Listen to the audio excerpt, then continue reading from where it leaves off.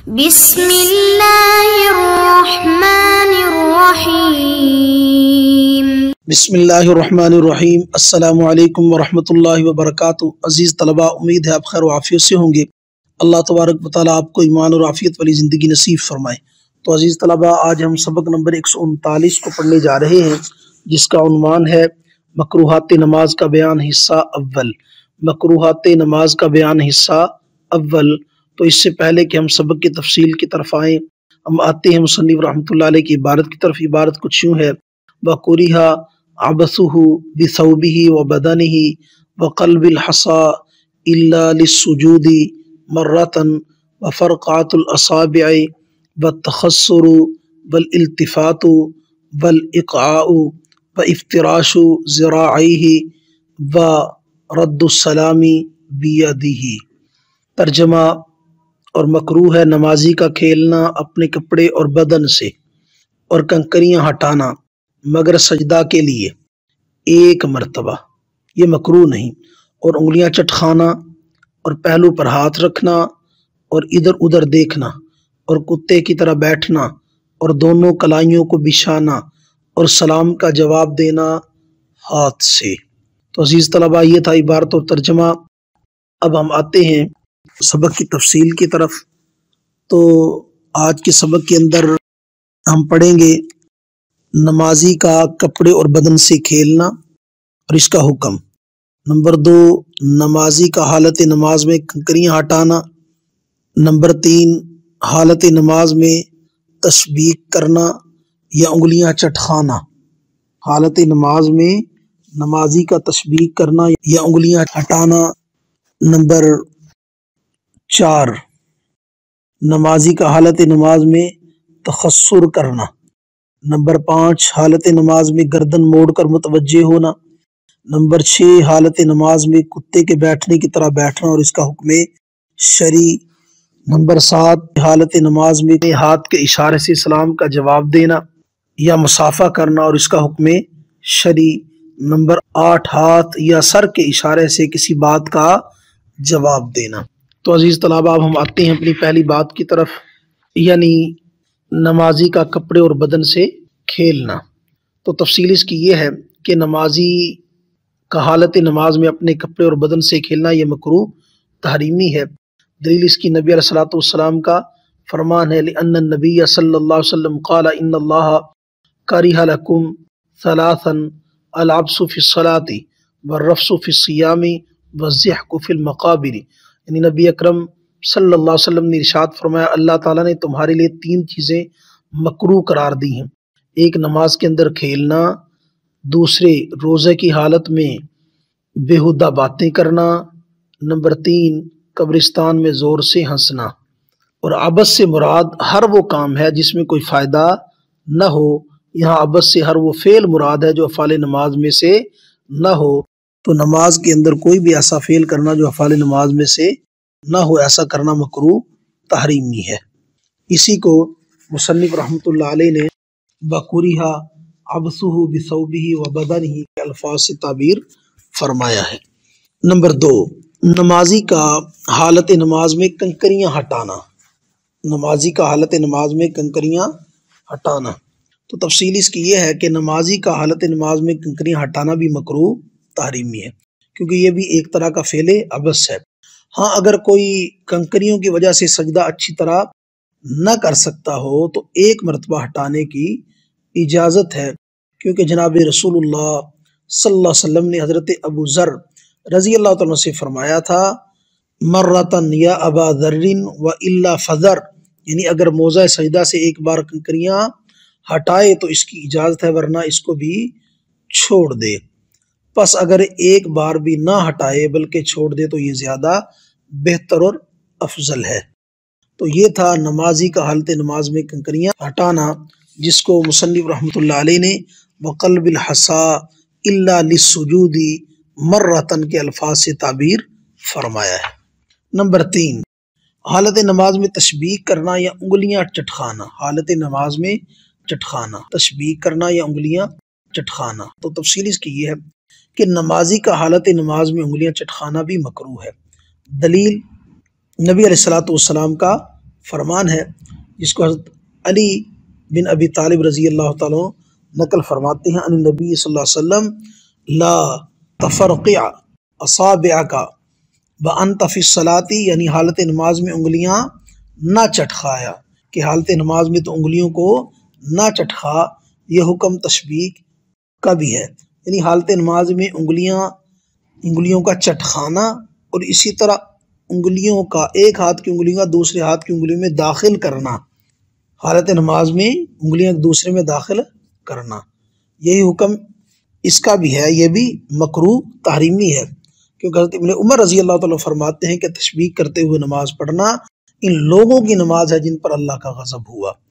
تشبیہ کرتے ہوئے حضرت ابن عمر رضی اللہ تعالیٰ کی فرماتے ہیں کہ تشبیہ کرتے ہوئے نماز پڑھنا ان لوگوں کی نماز ہے جن پر اللہ کا غضب ہوا۔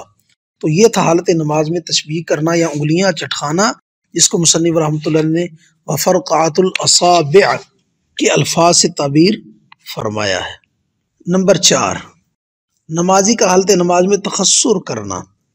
تفصیل اس کی یہ ہے کہ نمازی کا حالت نماز میں تخسر کرنا یہ بھی مکروہ ہے۔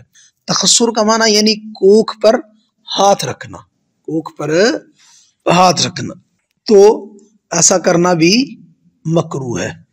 اس کی دلیل نبی علیہ الصلوۃ والسلام کا فرمان ہے، جس کو حضرت ابو ہریرہ رضی اللہ تعالیٰ نے نقل کیا ہے، فرماتے ہیں نہا رسول اللہ صلی اللہ علیہ وسلم ان یصلی الرجل مختصرا،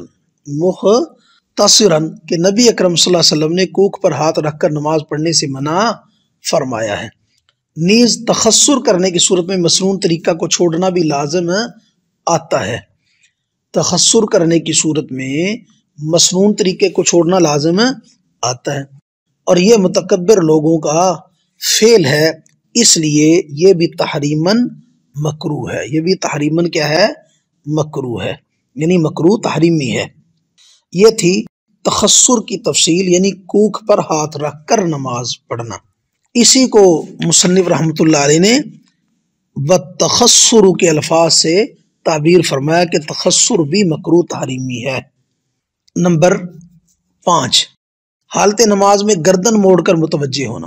حالت نماز میں گردن پھیرنا، گردن پھیر کر کسی طرف توجہ کرنا، تو تفصیل اس کی یہ ہے کہ نمازی حالت نماز میں گردن موڑ کر التفات نہ کرے، گردن موڑ کر کسی طرف متوجہ نہ ہو۔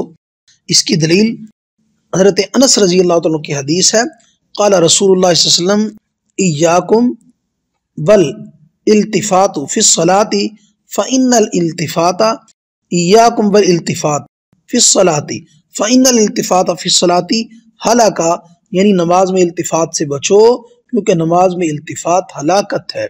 نماز میں گردن موڑ کر کسی طرف متوجہ ہونا یہ کیا ہے؟ ہلاکت ہے، لہذا ایسا کرنا بھی مکروہ تحریمی ہے۔ اسی کو مصنف رحمۃ اللہ علیہ نے والالتفات کے الفاظ سے تعبیر فرمایا ہے۔ نمبر 6، حالت نماز میں کتے کے بیٹھنے کی طرح بیٹھنا اور اس کا حکم شرعی، کہ نمازی کا حالت نماز میں کتے کی طرح بیٹھنا اور سجدے میں زمین پر دونوں کوہنیوں کو بچھانا یہ کیا ہے؟ مکروہ ہے۔ نمازی کا حالت نماز میں کتے کی طرح بیٹھنا، جیسے وہ پچھلی دونوں ٹانگوں کو سکیڑ کر اور اگلے دونوں ہاتھ یوں پھیلا کر بیٹھتا ہے، تو ایسا بیٹھنا مکروہ تحریمی ہے۔ اور سجدہ میں دونوں زمین پر دونوں کوہنیوں کو بچھانا بھی کیا ہے؟ مکروہ ہے۔ اس کی دلیل نبی علیہ الصلوۃ والسلام کا فرمان لقول ابی ذر رضی اللہ تعالیٰ عنہ نہانی خلیلی صلی اللہ علیہ وسلم عن ثلاث ان انقر نقر الدیک او کما قال علیہ الصلوۃ والسلام، یعنی میرے خلیل محمد صلی اللہ علیہ وسلم نے 3 باتوں سے مجھے منع فرمایا۔ ایک یہ کہ مورغ کی طرح چونچ مارنا، اور دوسرے یہ کہ کتے کی طرح اقعاء کرنا، کتے کے بیٹھنے کی طرح بیٹھنا، اور سوم یہ کہ ہاتھ بچھانا لومڑی کی طرح ہاتھ بچھا کر بیٹھ۔ اقعاء یہ ہے کہ اپنے سرین پر بیٹھے اور دونوں رانوں کو کھڑا کر دے، اپنے دونوں گھٹنوں کو سینے سے ملا لے اور دونوں ہاتھ زمین پر رکھ دے، یہ ہے اقعاء۔ اقعاء کی کیا صورت ہے؟